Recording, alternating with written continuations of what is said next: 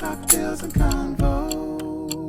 We are back with episode 4 of Cocktails and Convo. Once again, I'm your host, Dr. Sean Rux. Thank you so much for joining us. So much. Let's just jump right in. Today, I want to begin by unpacking this notion of slavery being a necessary evil. Yeah, you heard me correct. A necessary evil. And that's exactly what the Republican senator from Arkansas stated in his futile attempt to save American history by just blatantly ignoring the truth and refusing to tell the truth about our country's past. Senator Tom Cotton is currently putting his best foot forward to limit federal funding to schools who are actually interested in unveiling that truth through the 1619 Project.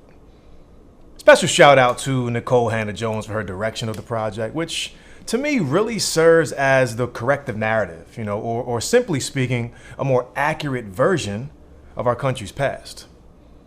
Senator Cotton has, however, been receiving quite a bit of backlash from his comments. Let's listen briefly to what Trevor Noah had to say as he brilliantly rebutted this claptrap. Arkansas Senator Tom Cotton getting backlash for saying that the founding fathers thought slavery was a, quote, necessary evil. Tom Cotton wrote, as the founding fathers said, slavery was the necessary evil upon which the Union was built. The comment came during a conversation about race and education. Senator Cotton wants to defund the 1619 Project curriculum, a New York Times program with the goal of re-examining the legacy of slavery in our country. He says the curriculum is racially divisive. Hold up. So Senator Cotton thinks that this curriculum is racially divisive? Really, this curriculum? Yo, you know what's really racially divisive? Slavery. Now, there are certain attributes that can be used to define one's character. There are absolutely certain characteristics that can be used to determine one's moral compass, so to speak.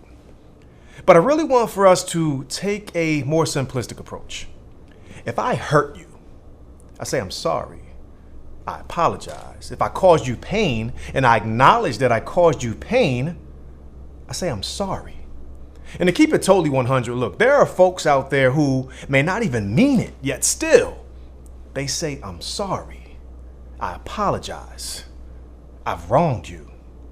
When you do harm and you acknowledge that you've done harm, isn't your moral and ethical obligation to address and correct that harm? Absolutely. In America, we know has caused some harm. America has done some wrong. But look, we all have, right?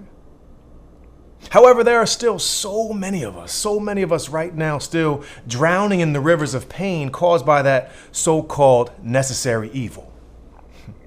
Yeah, slavery, a necessary evil. I don't even agree with the term necessary evil. The language alone just bothers me. However, I do agree with Gebri Memphis Kiddis, an Egyptian Christian saint, who actually stated this. He said the concept of necessary evil is an idea that must be thoroughly rejected. He went on to say, evil is not necessary, and to accept it as such is to perpetuate it.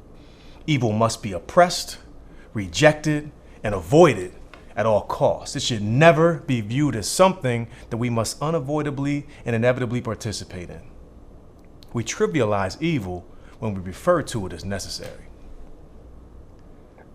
And if for some reason you don't believe that slavery was a necessary evil, then I have to ask you, what does our Judeo-Christian ethics call us to do in situations like this? I mean, we can go to church for a minute. Scripture clearly says, if you've wronged your brother, you have to ask for forgiveness. Ask for forgiveness and then make restitution. Look, that's in the Bible and also deeply rooted in the foundation of this country. Now let's take just a moment to focus on that term restitution, which is really about restoring something that was lost or stolen from its proper owner. Are you hearing me, America? I want you to really hear me here. Restoring something that was lost or stolen from its proper owner, or being recompensated for injury or loss. Let me say that one more time. Restitution means recompensated for injury or loss. Now, we don't need to get into the specifics, but we know good and well that during that time of slavery, That so-called necessary evil, a whole lot was stolen from its proper owner.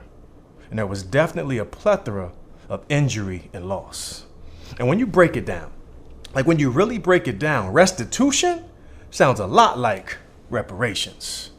And as far as I'm concerned, it's time for Sweet Land of Liberty to pay her debt. As far as I'm concerned, it's time to get this money. I'll be right back with our first guest.